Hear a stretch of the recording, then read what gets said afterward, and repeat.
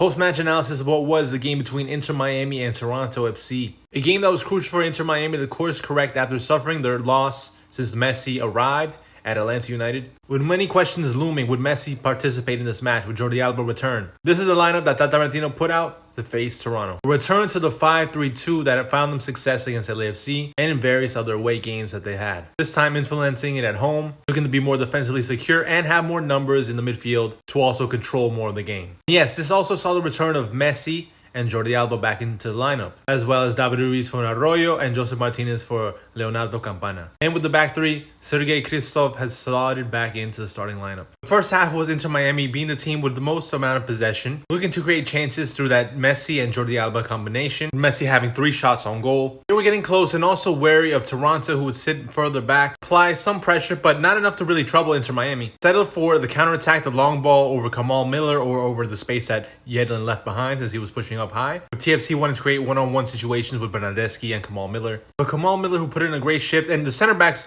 were well. Inter Miami, their counter press served. The amount of situations where Toronto could capitalize. There was a moment in the first half where TFC were able to get behind the defenders and just the layoff pass was missing. But Miami's 3 center backs, especially Kristov and Aviles, were doing well intercepting the ball quick. This is also something that homegrown David Luiz was having a phenomenal first half defensively, winning 2 out of 3 duels, 2 out of 2 tackles, and 2 interceptions, just to give you the statistics to give just how good he was in this match defensively. As well as his midfield partner, Sergio Busquets, showing just the quality that he's had throughout his whole career. He's constantly directing the other players, using tiny movements to get out of plays, always being a calming presence, picking out the right pass. Despite Inter Miami creating opportunities, they lacked that final pass. And by the 38th minute, both Jordi Alba and Lionel Messi had to be subbed off after missing the game against Atlanta due to muscle fatigue. Tata Martino later expressed in his post-game press conference that it was a reoccurring feeling that they had with the muscle fatigue issues that they've been dealing with. Whether it's something else, we don't know. But it does sound like the players gave the okay to play. But it might have been too soon with a final in the Open Cup looming next week to take this risk. The response by the players that were subbed in, Noah Allen, the other homegrown for Inter Miami, put in a solid defensive shift. Soccer is always a game about moments. And 2 of the 3 best players were subbed out. Right before the half, Facundo Farias shows up again, a consecutive home match where he scores, and giving Miami the crucial lead heading into the half.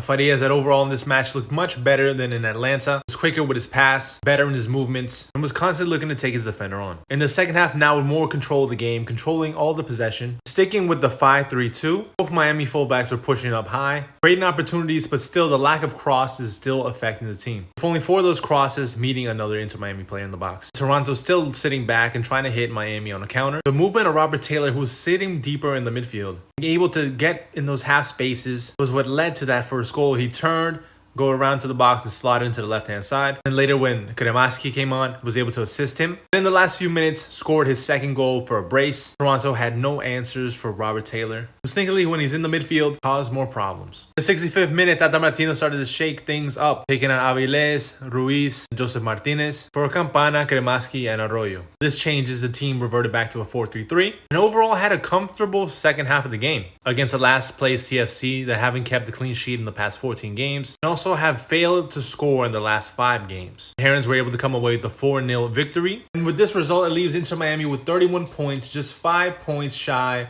of DC United with 36. And keep in mind, Miami still have those 2 games in hand. Tata Martino ruled out the participation of Lionel Messi and Jordi Alba in this weekend's Sunshine Clásico versus Orlando City. And with a huge final at home against Houston Dynamo for the US Open Cup looming, there are still doubts if we'll see the pair participate.